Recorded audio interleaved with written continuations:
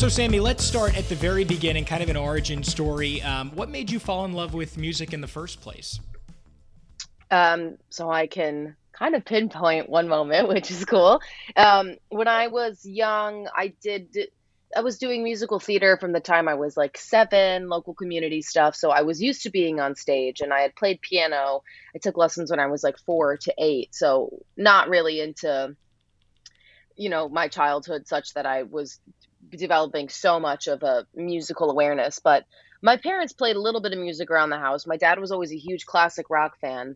And for some reason, he had a John Cougar Mellencamp album, Blood on the Scarecrow, if you know that one, which is just like down, like just straight up, like blue collar, classic East Coast rock and roll. And I loved it. And he said, if you love this record, you're going to love the guy he stole everything from. We're going to introduce you to Bruce Springsteen. And I was like, I great. love that. And yeah, and at the time when I was 12 and Bruce Springsteen's VH1 Storytellers segment was just airing. And if you don't know what VH1 Storytellers is, a big name artist will go up with one instrument and play through songs and talk about the origin behind every single lyric to every song. And he did Blinded by the Light, which I had heard that song. And at 12 years old, it just sounds like nonsense. And then he took like 15 minutes to play this song and explain what everything was. And it was so deeply steeped in meaning and importance to him. And I just fell in love. I was like, okay, I get it. At that moment, I understood music and lyrics come together and you can tell a story. And it's very much like secret code, kind of, because it's really only I know what it's really about unless I let you into it. And you can be as secretive and deceptive and allegorical and metaphorical as you want. So it was that VH1 Storytellers segment where I fell in love with songwriting. And then from that, I dove into more classic rock. That was my big thing when I was young. But I never forgot about Bruce and the E Street Band. So I got it into my head that I was going to form a band and front it and not just be a solo artist. I wanted to be in front of a band and I wanted it to be a big, giant band. And then from the time I was like 12, I stuck with that. And then when I formed a band, it was a big, giant band. And it still is. Yeah, Horns seem yeah. to be really, I mean, horns are really important, obviously, I think, in a Oh, yeah. band, certainly in your guys' sound. And it just makes a monumental difference. Is that always something that you were looking for from the very beginning? That huge sound? Oh, yeah, absolutely. Because, well, again, to go back to the E Street Band thing, I mean, I was so mesmerized by Clarence Clemens and I thought he was just the coolest guy ever. And so I Who was really isn't, in love right? with, Or who wasn't, I right? should Oh say. my gosh. Ah, that was the first time I remember crying when somebody passed, to be honest with you, those That's couple of fair. years ago. But Yep. anyway, um, he was just brilliant. I was obsessed with his sound. And what I was obsessed with was I had only ever seen, like, as a kid, you see pictures of saxophones in like jazz, like posters of like jazz at your classroom or whatever. And he was playing this thing like a lead guitar. He was playing this thing like a rock and roll singer. And I thought that was so cool. And then as I got a little bit older, I started to listen to like the great female legends of jazz. At like 17, 18, I was listening to like Ella Fitzgerald and Sarah Vaughan and um, Billie Holiday and Etta James and all them. And the saxophone, of course, appears all over the place in those records. And I was like, oh, the saxophone is this amazing, standalone instrument that I really love that has this rich history. And I fell in love with the sound. So then when I first put the band together, I knew I just wanted horns. And for a brief period of time, the first couple gigs, I had just kind of like hired who I could find. I wasn't really locking in the group yet. And we had a tenor saxophone and a trumpet, which was cool. And the trumpet's a bit of a party maker in my head. Like it really, here we go. It's announcing something wonderful. But then I was like, you know what? I just love the saxophone so much. I want two. And then we ended up, both of those horn players went on to other projects, and I found Max on tenor sax and Kellen on alto sax, and they came in and I think we create this really interesting thing you don't hear often, which is two saxophones screaming at each other a la rock and roll singers, but they do it in this very cohesive way in which we can build really prominent two-part harmony over top of all the kind of hook melodies in the songs. I'm a big harmony brain. That's important to me. So to be able to just not give, the horn line to one horn and be able to give it to two, and they can move in tandem throughout the whole show. I thought that's something that as soon as I heard it, I was like, that's the direction. That's what it is. Yeah. Um, so I like the saxophone so much. We got two of them. It's the perfect sound. I feel like chronologically we're just going to end up jumping around all over the place. So I'm not even going to try to put this into one streamlined thing. But I do want to know kind of That's when fine. you heard about Bruce. Obviously, you listened to him. You know how incredible a songwriter is and how incredible he is at capturing a story or a theme. When did you try your hand at it and say, hey, this is something I feel like I'm at the point where I might be able to put together something that is at least listenable? I was writing from a super young age. I remember being like 13 and writing songs with a little bit of musical. I could sing. I knew I could sing, but with the very little bit of musical talent that I had to get it out on piano. And then picked up the ukulele around 15, which was cute. And also, everybody else on YouTube was making ukulele cover videos and stuff. And that opened up a world for me because I found it a little easier to be rhythmic when writing on the ukulele than on the piano. That's just, I think, the way that my brain discovered all these things because I did all this by ear, right? I was learning how to play piano and learning how to play ukulele by ear. Um, and I remember writing this song when I was 13. I actually just talked about the song in an interview. And it was called Guess Who Doesn't Like You Very Much. And it was just like a song about this girl that wasn't very nice to me in school. And I was 13 years old Inspiration and I can wrote can this. come from all different places, Yeah, right? because I was on this tip where what I had learned from the storytellers segment was like it's a bit of a secret code sort of thing. And if I can get you dancing and singing along and you don't realize that it's about you and it's a dig, that's a win for me at Oh 13 yeah. years old, you know? So you said the word listenable, which I thought was interesting. When I was 15, I started making music that I would consider listenable. I had written a few songs and I come from this very small town in Connecticut. And in the neighboring town, we had met this guy who was a bit of like a bedroom producer, like a basement studio guy. And he played everything. He played drums, played bass, played guitar, and he was a lefty, which was super cool. Um, and so me and my dad went and met up with him, and I had my little songs. I played whatever I was playing on piano, and he was kind of beefing them out. And then very casually, I dropped an album online when I was 15, which is not available anymore. So don't try it. Um, and then I got into like early garage band and like before I knew Pro Tools was a thing, there was a Microsoft program called Mixcraft, which was essentially like a very big. You remember Mixcraft? I've heard of it. I've You're I've never used it before. okay. Yeah. I was gonna say you're a podcaster. You must know Mixcraft. But it was just like a very simple garage band, very simple Pro Tools.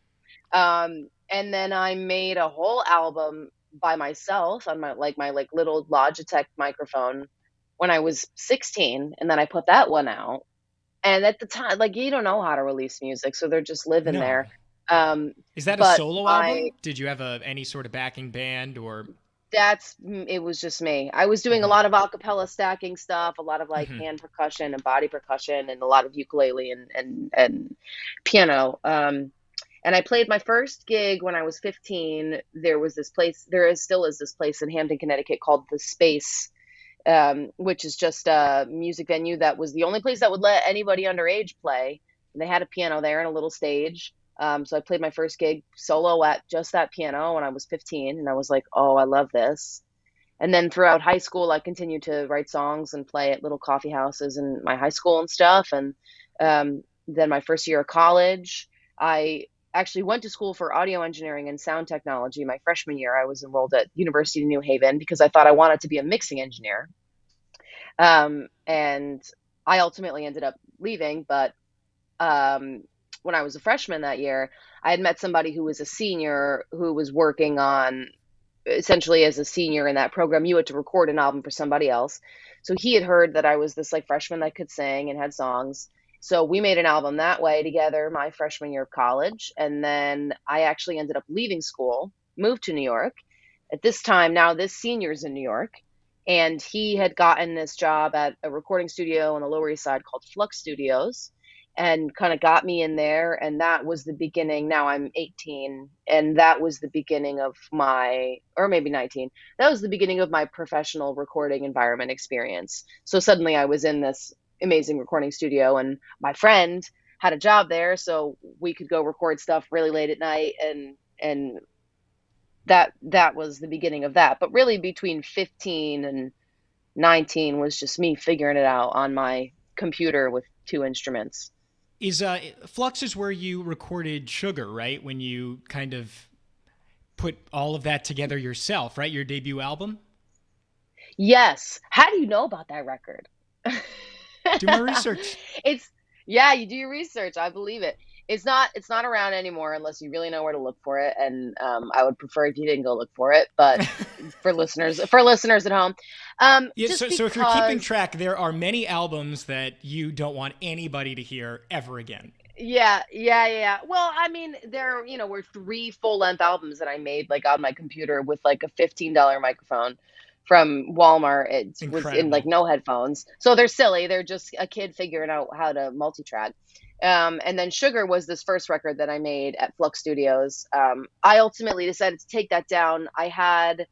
It didn't really feel authentic to me. I had a not great experience working with that producer, and I ultimately felt like it was best that we didn't continue to work together, but additionally that material wasn't online. It was just a bit of a like bad tattoo, if you will, like a timestamp of this time period where I was pretty taken advantage of, but I learned a great deal. And it was that experience that made me the producer and the arranger and the writer that I am today. So for that, I'm very grateful. But immediately after that album went out and I separated from that producer, I was like, you know what? I want to go back and do an EP, my songs, my people, my way. I'm going to run the rehearsals. I'm going to run the sessions. I'm going to produce it. And what we got was The Good Life. So the next thing that I did immediately after Sugar was The Good Life. And when that was getting ready to come out and I was getting ready to start playing gigs, I was like, let me take down everything because I wanted to do it right. I wanted to have like my best foot forward. And if you go Google my name, I don't want you to if you find the good life first, if you find the feeling first, you go great. But if you find me in my bedroom at 16 first, then you're going to be out of there before you get a second to hear the good stuff. I get it. No, I totally get it. And as being like a sports broadcaster, I'm not going to put a reel out there that is from 2015 for everybody to see when I want the first thing to be what I did last year. You know what I mean? Exactly. Totally. Yeah, I feel like it's the exact same thing, but you put out The Good Life and you do all the writing for that and put together the arrangements and everything, and it's yours. How much did the experience that you had at first with Sugar influence that, and did it change anything in your songwriting or your style or the message that you wanted to get out there? It changed everything. It changed everything because with Sugar, they were like predominantly, they were my lyrics and predominantly my melody, but not my players. And this producer was like having, his buddies in, and I was a bit of a paycheck for them. And my money obviously ran out very quick. And I realized, oh, hey, you're being taken advantage of here. But to have somebody else calling all of the creative shots, I guess that makes sense when a new artist, when a brand new young artist, I want to make a record, it would make sense for somebody to step in and go, okay, well, we're going to do this, that, and the other thing. But that made me so uncomfortable, and it lit this fire for me where I was like, I'm capable of doing these things. I'm able to listen to music and think about production and think about arrangement.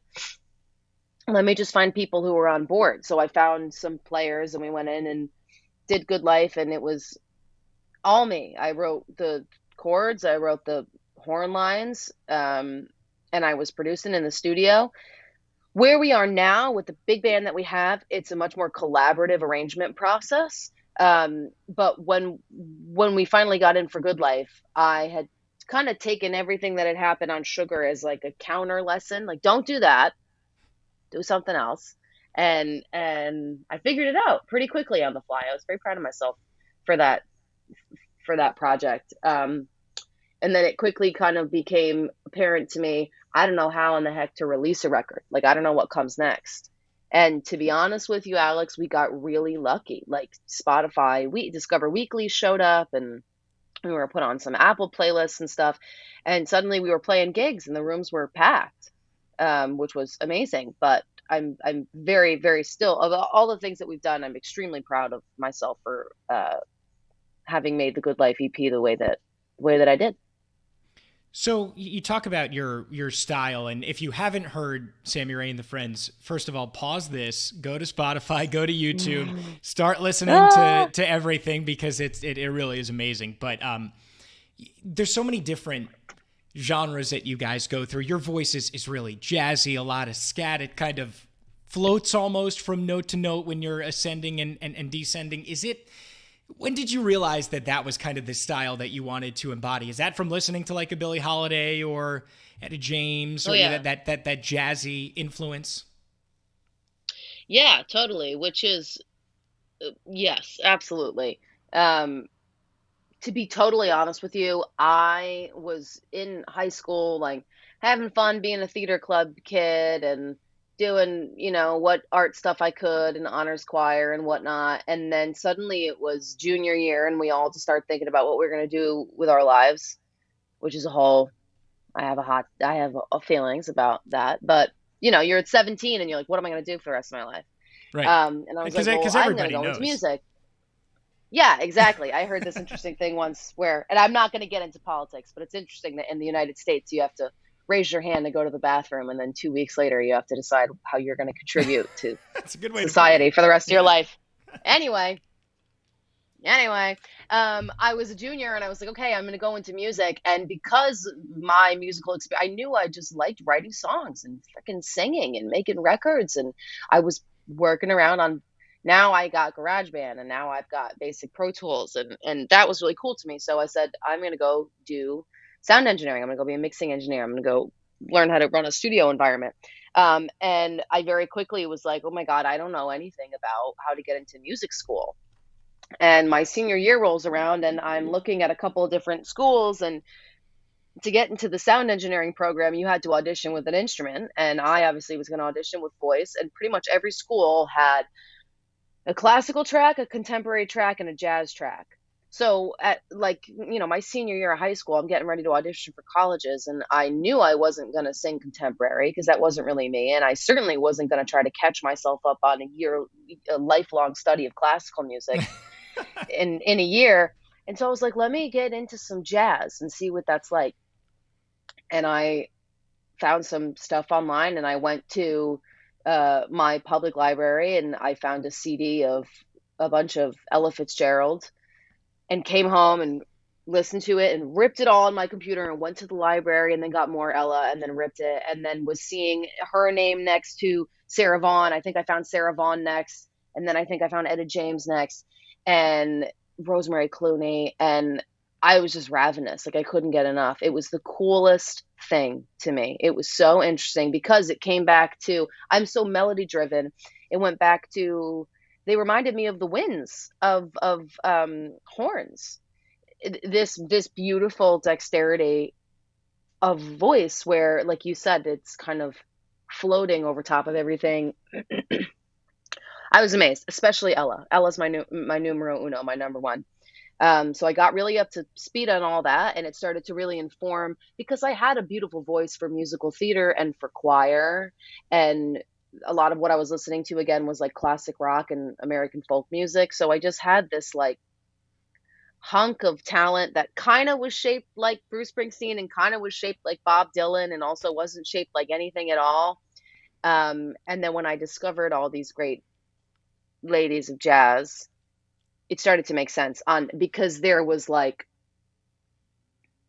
noticeable, I'm not really sure how to say this, but there's a great deal of skill involved and strong ear being involved in being able and knowing your voice very well in order to sing that way and with that much fluidity and which with that much openness to scat and rhythm and all that. It really requires a great deal of skill. So I thought that was a very interesting study. I have to get my ear. solid gold. I've got to get a really good handle on my chords and what they can do. So then I went auditioned for all these colleges with as jazz vocalist. I got into all of them, and I was like, oh damn, all right. And then because suddenly it wasn't just me and the CDs from the library, and then everybody else at my school was, Hello Dolly, and I was trying to sing. I was like, oh, I'm good when it comes to, if kids from all over this country who have spent more than the last 8 months trying to learn how to find their sound are here auditioning and I'm getting in, I must be good. And so that's kind of where that all came. And that's still, you know, as a musician, my voice is my instrument. And if you're a pianist and that's your instrument, then you're obsessed with Chick Corea because he's one of the best that ever lived. And if you're a Right. sax player, you're probably obsessed with Michael Brecker or uh, Clarence Clemens because he's one of the best that ever lived. Ella Fitzgerald, in my opinion, is the greatest. Johnny Mathis actually has a quote where he says, "Of all of us who ever sang, she was the best." And I love that. I think that's totally accurate. She's just so skilled, and it's like she's not even thinking about it. So I still listen to her records and try to learn her sections and her solos, like as vocal practices. In my opinion, that was, if my instrument is my voice, to be as good as I possibly can, I've got to study this person who was the best that ever lived. So I studied her for a very long time. And of course, as I get older and I'm not just trying to sing jazz, like as time goes on, you discover your sound. And there's an element of uh, heart and authenticity and flavor that still doesn't come through for me enough when I'm trying to sing a jazz standard. And that's where Bob Dylan creeps in, and Woody Guthrie and John Hartford and Bruce Springsteen creep back in. Paul Simon, even. That there's a bit of I try to let an interesting speech pattern come through when I'm singing as well. So I think it's interesting. I have very different influences, but somehow they all came together and I found my sound. What I'm do you mean always in, still in finding my terms of sound. the, of course, yeah. I mean, everybody's finding, anybody that does anything in a performing type setting, they're always trying to figure out what is their authentic self. I go through it the same thing, wanting to be, exactly who you are on air, but it's hard. It takes time and time. What do you mean Hmm. by you don't feel authentic at times? Um, is that what I said? I feel authentic. A better way to say it is, when I was young and I was first trying to figure out how to sing, and a lot of it was again like ladies of jazz. And then my first couple gigs in New York were jazz standard gigs, like dinner gigs and private events and stuff and jazz quartet stuff. Um, and Like it wasn't you, straight jazz wasn't you, and that you wanted to it wasn't put it, your influences it into it as well? yeah, it wasn't me. And it was, that's one of my influences, but it's not my only influence. Right. And it's interesting because to be a jazz vocalist, right, there's this ever sort of growing but also kind of concrete songbook, that how many songs are in your book? How many songs do you know? How many standards do you know? So there's this element of, in that environment, if I go to a show and there's a singer and I hop up and I'm sitting in, um, what do you know? And you call Caravan or East of the Sun or uh, All of Me, and then you tell them the key, and then you do it. And that's somebody else's song that somebody wrote a long time ago, and singers sing it for years and years and years and years and years and years. And the cool thing about that is it's not about telling that story, which is uniquely you. It's about performing that song and singing it, and I guess telling that story in a way which is uniquely you. But if you just take All of Me, there's so many records of so many different people. Ella, Sarah, Billy, Etta, Rosemary, they all have a version of All of Me. So it's not a story that's unique to them. It becomes unique to them in the way that they perform. But I was finding it hard to try to be in that world and sing those standards and appease that sort of like jazz ear, and then come home and write my own songs and not really know exactly what my thing was. And I'm much more of a storyteller than that. Again, thanks to Yes. Bruce. And then this is where Paul Simon came in as well. I'm big on the way too many syllables per line to breathe efficiently. Um, so that's a Your big music is part of really hard my to sing writing along to. I style. don't know if that's part of the. Yeah. Yeah, and that's cool. I have something I want to say, and I think I'm a wordsmith. I like being clever in what I'm saying. So I was taking really complicated melodies and then really interesting ways of saying what I was feeling and trying to fit them all into one sentence, which is very folk singer of me. And that's how I think we get, like, I'm thinking about this line in the feeling where I had this melody and I knew what I wanted to say was like, I can already feel it, right? Or I'm already in pain. But what I did was, and I stole an ibuprofen from the bathroom because I needed it. I felt it already. Because it gave me more syllables to be melodically interesting and it gave me more beats to make more words, I guess. Which catches up to me sometimes. And it's interesting, not to digress, but when I wrote The Good Life EP, I'd never been on stage like that. I'd never performed for big crowds. And when we first put it out, it was 30 people in the room, 100 people in the room. You start to get a feel for it. But now there's 3,500 people in the room, and I'm trying to run across a 75-foot stage and jump up and down in place with my seven best friends. These melodies were not written with the knowledge that I'd ever be doing that. How could you prepare for something like that? So I'm up there sometimes like, why did I do it? Why? Um, and you figure out new ways to adapt. And as you grow, literally anatomically, your vocal cords and your lungs change. So you learn how to adapt and perform these songs in ways which are still authentic to the original heart of them, but make a little more sense to you as a performer you are now. I want to dive into this because you are such a beacon for the LGBTQ community, growing up queer in Connecticut. Uh, how did that inform your imagination and your songwriting? Obviously, Jackie Onassis is certainly about that exploration. Why is this so important to you? It's enormously important to me. I think if I had to, there's so many things I want to do with my life. If I had to sum everything I want to do with my life up into one sentence, I want to be so authentically myself. I want to be so fully my true self that, and so confidently that it's hard to ignore and it encourages other people to do the same thing. That's the way that we can all make the world a better place for free. Is if we're all being ourselves as hard as we can. It gives those around us permission to embrace who they are. And when people are who they are, it all falls into place, and the community around you benefits from you being your fullest self always, even in ways you couldn't imagine.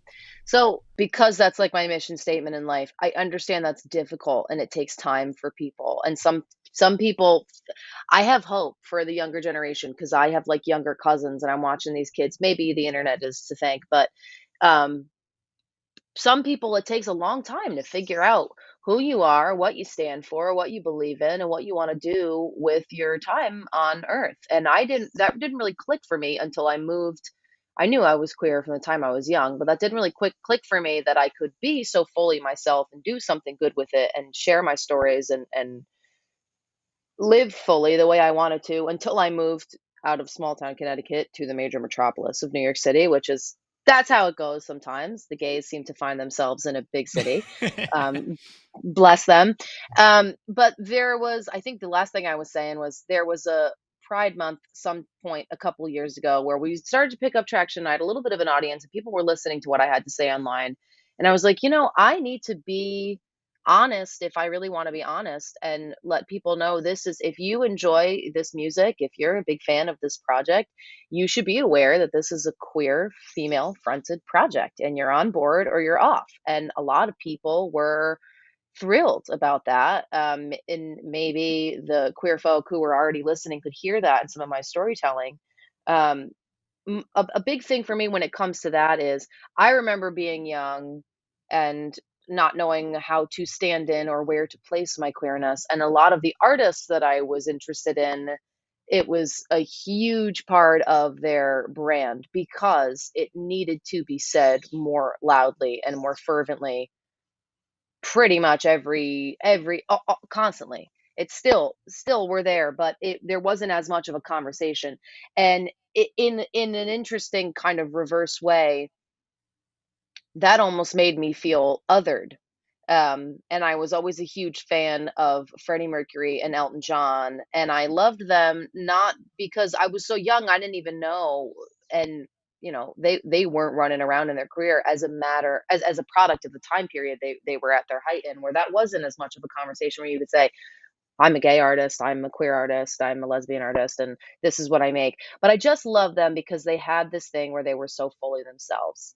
And the I Want to Break Free music video changed my life because here's Freddie Mercury doing his thing, and this whole band's in drag. And it was just like a fun thing that they did to make a really interesting political statement about anybody who's stuck in a box, including women, which I thought was really interesting. But again, those artists where that was their whole brand, in an interesting way, it made me feel kind of othered.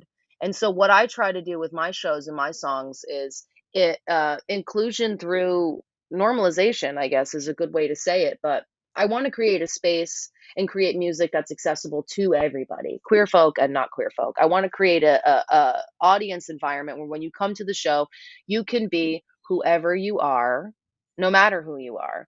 And we've seemed to attract that crowd. And I think the majority of our audience is queer because they appreciate that. They appreciate, just give me a space. I want to feel like I can go enjoy myself in an environment full of a lot of people and be myself, and not just have that be the pride parade in my town, whatever it is. Um, so I hope that just my example of it is something I talk about because it comes up in interviews, and that's great. But I'm, my thing is I'm not just a queer woman. I'm a songwriter. I'm a pretty good shortstop when I'm on the softball diamond. I'm a sister. I'm I need to see this. a pet mom. I'm a partner. I'm a cook. I'm all these different things. Yeah. They happen to be, a part of my queer soul, I guess. So I think what the queer community needs more of is folks who are fearlessly telling their stories, alongside stories that everybody can tell, Right. whether or not they're queer. 100%. And it's not it what I love about your band and your persona is it's not like a novelty, come watch us. It's here's who we Yeah, are. You can yeah, love the music, you can hate the music. It doesn't have anything necessarily to do with it's not like music doesn't have a yeah, gender or a sexual orientation. You can love, I happen to be a straight man, but I love your music and I love the for lack of a better term, musicality of it and the complexion of the songwriting and all that stuff. So I think you're right. It's kind of seems to me to be just the fact that like, hey, here's who we are. This is mhm, our band. We are here to play music for you. And mhm. it's the same thing. It's like take it or leave it, right? We're not something that's Yeah, just interesting. We exactly. are playing music for you. We are a band Yeah. and that's what we are. Yeah, you bring up an interesting point. And for the record, not I front a very diverse project. I mean, there are men in this project, there are women in this project, there are people of color in this project, there are white people in this project, there's straight folks and queer folks in this project. We kind of run the full gamut. We're span across a decade's worth of age, and my hope is when you come to the show, there's something for everybody. And that is really what we've seen because I'm always trying to write something that I'm never trying to write anything that excludes anybody. Um, so if I write a queer anthem like Jackie Onassis and you're straight and you feel excluded, well, why don't you try on somebody else's shoes for a second, whatever. But other than that, It's just a it's great nice song though, because, too. You can just appreciate yeah, how good the writing is and how good the music is. thanks. It's yeah. Thanks. And more than anything, it's a love letter to all the young women that I was friends with in high school who taught me how to be my own brand of woman. More than anything, it's a female empowerment song. But it's nice because the audience that we get is people my age, people a little bit younger who are like college kids who want to dance and jump up and down. And then there's this younger group that's like 15 and 16 who love it, and because of them, we get their parents coming with them. So we have this cool, like, broad spectrum of age, and that's really awesome, and so that tells me, and then the parents are bopping. So that tells me that, we are accessing everybody, at least I hope so, in the way that I hope so. Um, but you brought up an interesting point about, we're just here making music. It's funny because this whole be authentically yourself thing is how I live my life, but it's also a lesson I had to learn in how to perform and what is my performance persona like, what is my professional persona like. Because there was a time period where I was like really leaning into the fact that I was a queer artist, and that didn't feel the most authentic to me. And then I thought back to my jazz standard days where when I was playing these jazz gigs, like the my dress code was a black dress and heels, and I hated that, and that didn't feel authentic to me. And then I just realized kind of like the only thing that's actually sustainable is to just be yourself. Because being yourself means you're always allowed to change, right? So if I'm myself, what I looked like 3 years ago is different than what I look like now, and different than who I'm going to be and look like in 5 years. Um, it's the only thing that's sustainable, because if you're trying to be something that you're not, eventually you're going to get tired. And when you get tired, you quit. Yep. And I don't intend to quit. I intend to do this until I'm very old. And I mean, I just saw um, Paul McCartney on his national tour a week before his 80th birthday. My man was just so talented, so present, so able-bodied, such a dynamic, incredible performer, and I was wowed. I want to do that. I want to die on stage. So not really, but maybe, maybe actually maybe. Hopefully a So few years, my like yeah, give yeah, it some time to develop a career yeah. Give before you give kick me it on yeah, stage. give me 50 years. But my intention is to, long story short, just continue to be myself as I evolve into the person I'm growing into every day. And that's easy because it's tiring to go dress up and get into the persona of somebody that you're not, and then get on stage and then have to get off stage and like unplug and take it all off and remember who you are. I'm not in the interest of, I'm not in the business of doing that. Yeah. So yeah, it's and again, that's along the things of, while what we were talking about earlier, while I am queer, I'm not exclusively queer. So you're gonna get uh all of me, or you're not gonna get any of me. I think a lot of people want all of it though, so that's a good thing. At least what we've seen from the I hope tours so. and from the albums. No, there's no doubt about it. We've been talking creatively, pretty much throughout this entire conversation, and the focus of this, creative license is getting into your creativity, where it comes from, those processes. I want to talk about your latest endeavor, which is the music video for "It All Goes South." Well, and the song as well, right? But Yeah. I I think this song is great because it's about jumping into a relationship, and like, what's the worst that could happen? The worst thing that happens is we have some fun and it doesn't work out. That's life, right? Especially like Yeah. in your 20s, you go on a date on Hinge, and maybe Yeah. it turns into 5 or 6 and it doesn't work out, but that's fine. But Yeah. that's not the direction you decided to go, because in the music video, it's two seniors that are looking for love. How did that come Yeah. about?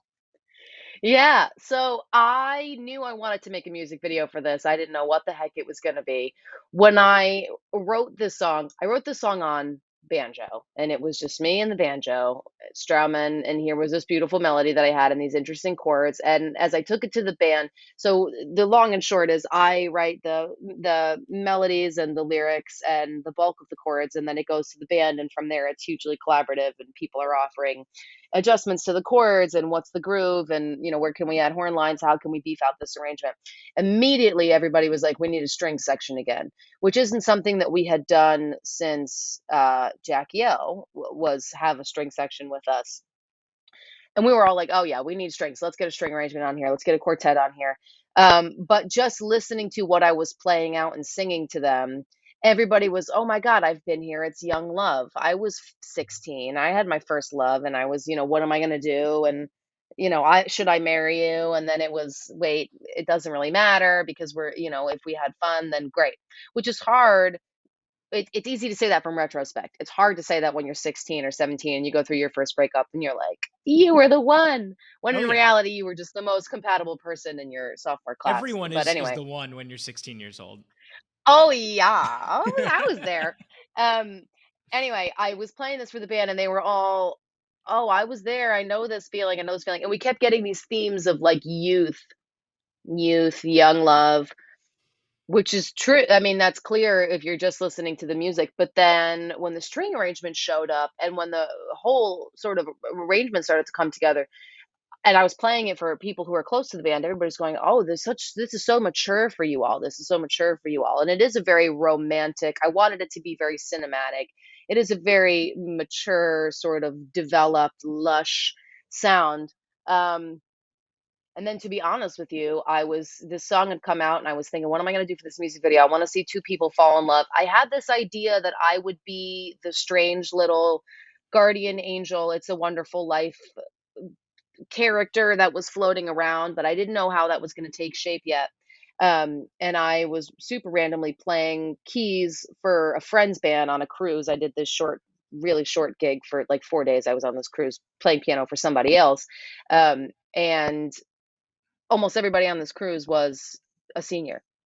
And it was these seniors enjoying the cruise. And then this band I was with and like two other bands, and we were all like my age, all the way down to like 21. And it was this really interesting thing juxtaposed against itself. And I'm sitting here for all these days going, oh my God, these people are so beautiful. They're so beautiful. And then I had this idea, what if we have two older folks fall in love?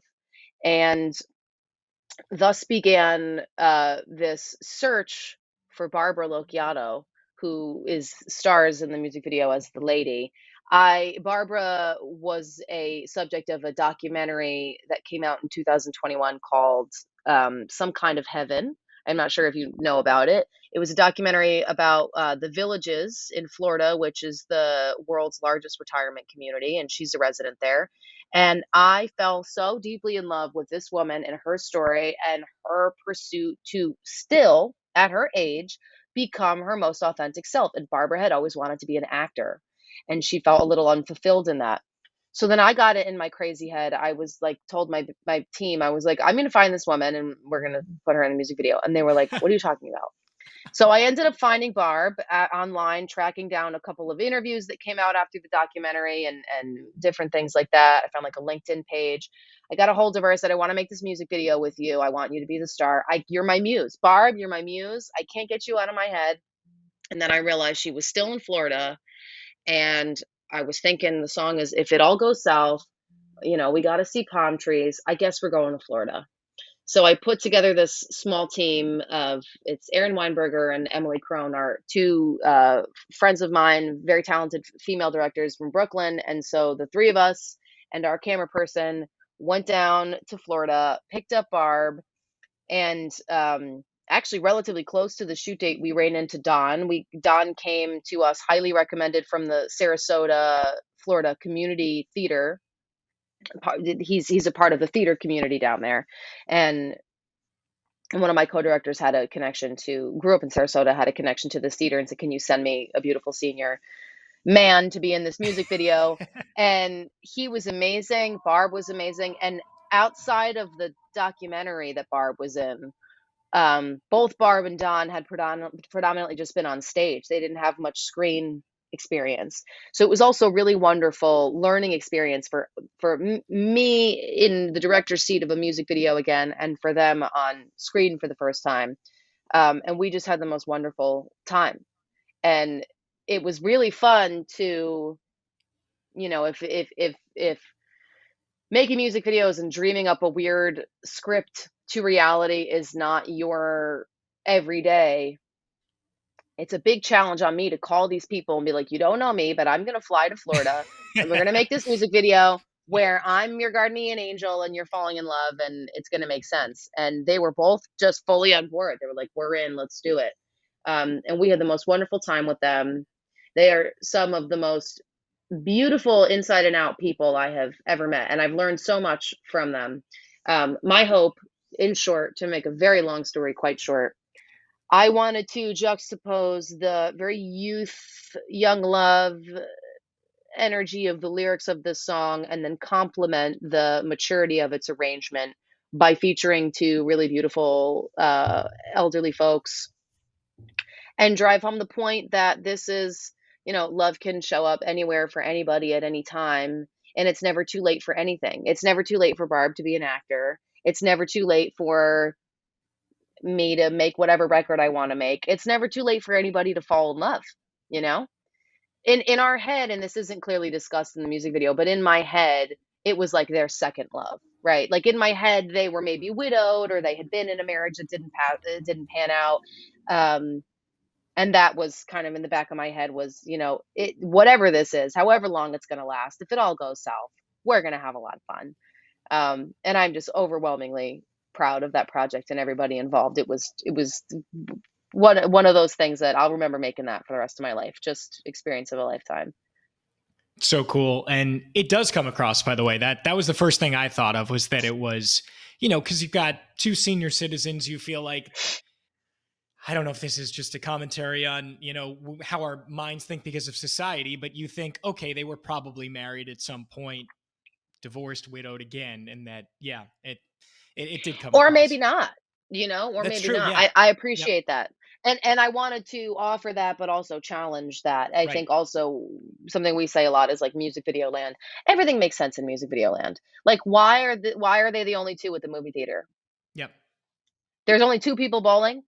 Makes sense in music video land. It doesn't matter. It's this kind of all time, no time, all place, no place, Right. special, magical world to live in. And my hope was that by the time you see Barb's face and you see Don's face and you fall in love with them, it doesn't matter who they came from or where they are anymore. Our sole goal now is to make sure they fall in love. And by the end, that's where we end up.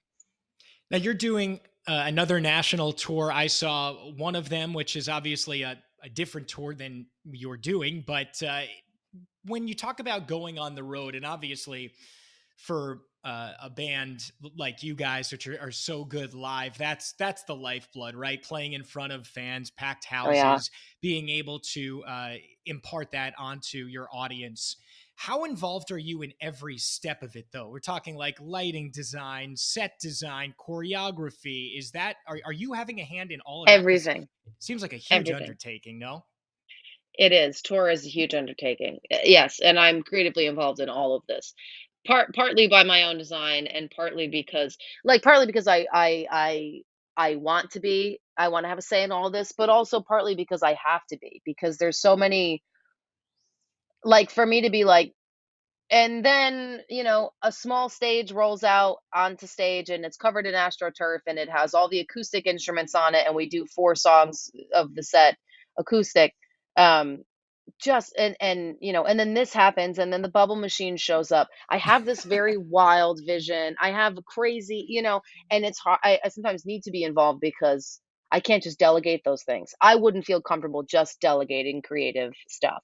So I'm very much involved in that. I'm very much involved in proofing everybody's wardrobe before the band is, here's your constraints, here's your color scheme, go find stuff, send it to me before you get it, and then we'll put it, we'll get it together and put it in the wardrobe closet.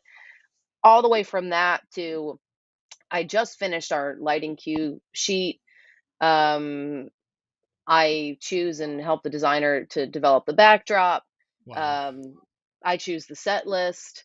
I am the only person with access to the Instagram, so I'm communicating with the audience. We're doing this thing this time around. I invited the audience on Instagram. When you come to the show, bring us bandanas and scarves and silks, and we're going to decorate the stage with your stuff. You could throw it on stage, you could leave it at the merch table. And my Cool. hope is by the middle of this tour, we'll have, these gifts from the audience as a part of our set, draping over the instruments, part of our costumes.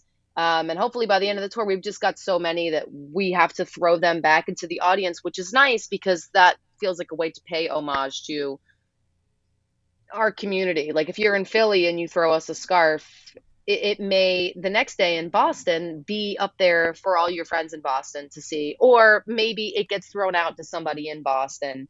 And we keep that sense of community going that everybody's part of the friends and everybody's part of making the show look wonderful. So Yeah, a little more loosey goosey this time around, but I'm very excited to see how it looks and how it feels. I think it's a pretty cool theme, and we're gonna have a great time. What are the chances that you truck in just a couple of tons of sand every night? Slim to none Mm, because I would love that, and that would be really fun. I saw Christine and the Queens at Brooklyn Steel in maybe 2019. They did this interesting thing where during one ballad, she was just out there by herself singing. And it was almost as I don't know how they did it. It must have been giant suspended sandbags and they like cut the bottom or something. But there were these pillars of sand that were slowly falling on the stage and building these little piles on the stage and they were being hit with light. It was the most beautiful thing. It was absolutely stunning. But I'm sure it cost a great deal in cleaning fees, um, which we've gotten slapped with a few times for confetti cannons and confetti guns and stuff. sure. I would love to bring the sand in, but I'm sure I would get charged a lot for cleaning that up. Yeah, it makes sense. It's just like just a bigger Airbnb, right? You got to do all those Yeah, fees. Yeah. exactly. No, I get Yeah, it. it's a bigger Airbnb, except when you're at an Airbnb, it's just the sand in your sandals that got in the in the rug or whatever. And here we are. We're like, we get two semis full of sand. Yeah, no big deal. Just make it a couple more trucks. Yeah, there you go. Probably pretty cheap. Actually, I wanted to ask you about this. Not necessarily bringing in sand, but with streaming, and I know that you think that this has had a positive impact in a lot of ways, right? With people finding your music and discovering it, but also revenue has become more and more of an issue, right? For bands and artists. And have you had to Yeah. come up with creative ways to try to make money and try to maximize, the amount of revenue that you guys can bring in? Totally. It's virtually impossible to sustain yourself on what comes to you via streams, which is crazy. And there have been some major artists that speak out about this. I think it was like maybe it was Bruno Mars. I can't remember, but he was just like, I have this song that has 200 million streams and I get checks for $40. Like, it's abysmal. It's just abysmal. When you think about how much money goes into producing a song, at a low level, a fair amount, if you're hiring your own players and you're paying for studio time and you have to pay for rehearsal, it's roughly like $5,000 a song. And that's on the, I would say that's pretty median, to be honest, because it's, if you don't have a large enough space to rehearse in, you have to pay for a rehearsal space and you have to pay all of those players for their time and their work. Then you have to pay a mixing engineer, a mastering engineer, and any auxiliary players, and you have to pay for studio time. It's bananas. So if you're doing an album, you're paying somewhere around 100 grand just to make the album. Yeah, unless you can really figure out something where you can buy like the time in big chunks, Sure. or you can pay your musicians a different way or something. But I was in another project for a second. I was a part of a folk project, and that was a joy. And I was with them for the Friends have not yet released a full length album, but we made a full length album in the time that I was in that project, and we did all the corner cutting that we could and still come out with a product we were proud of, and it cost about $40,000, and it was and that's low. You know what I'm saying? Yep. So Yep. streams don't cut it. We make the bulk of our income from touring, so ticket sales and also merch. Our merchandise is our merchandise or our merch store, I should say, is a bit of a beast. We've got something like 20 items now or something. And again, I never forget how lucky we've gotten because you can be a band that has all these streams, but that doesn't put bread on the table and keep you, you have to be able to sell tickets, which is difficult because if you don't have a bunch of expendable funds, it's hard to put six people in a van and drive them somewhere to put them in a hotel. Sometimes you end up playing for free. Your expenses to travel to a gig are lesser Right. than or equal to And what you and you make. have a So, really big band too. yeah, which was I think actually a hurdle we overcame. We were relative when we first started touring hard, right when things started opening up post those first couple bad waves of COVID, like late 2021, early 2022, we were relatively green to touring because we hadn't been able to take, and at that point, before the pandemic, we had 8 people in the project. It was just so big and so difficult mobilize. Um, but yeah, I think it's an absolute shame the way that streaming services kind of run their game and the way Yeah. that artists are not, because in the 70s you go buy a vinyl, you go buy a CD, and you get a big chunk of that. Now Yep. it's just streaming, and touring income and merchandise are those are the big two factors, are ticket sales and merch. But that's really difficult if you don't have this little base yet, if you don't have consistent numbers that show you can continue to pack larger and larger rooms, which is why, I'm very grateful. Um, all the way down to, like, you can't sell t-shirts for, like, if you're going to sell your t-shirts for $25 but they cost $8 to print, you're going to have a profit margin, but you still need to make a down payment of, like, you need to spend $500 on getting them, so it's hard. There's a lot of, like, we're doing all right at the moment, but there was a lot of time periods where it would be time to buy new merch, re-up on merch, or rent the vehicle for the new tour. And that tour income isn't here yet. And I would watch my savings account and my checking account and the band fund. I'd be like, oh, we're chilling and we've got all this money. And then it would literally go to zero, Wow. zero. And then tour would come and it would shoot back up to where it was plus a little bit. And then we would hit the next tour and we would go back down to zero. And then the tour would be over and we would be where we were plus a little bit of profit. And it's just wild. It's just bananas. All this to say, yeah, it's not easy to make money being a musician. Unless you're selling tickets and selling merch, and those aren't easy things. Not to color this with a depressing light, but it is very difficult, and it boggles my mind that streaming services, that the nature of the way that people consume music nowadays is so unfruitful for artists. Really Right. blows my mind. It doesn't make sense, but it also makes your music more available too. So I wonder if, that translates to bigger audiences. I honestly have no idea. It always does. Yeah, Yeah, no, it always does.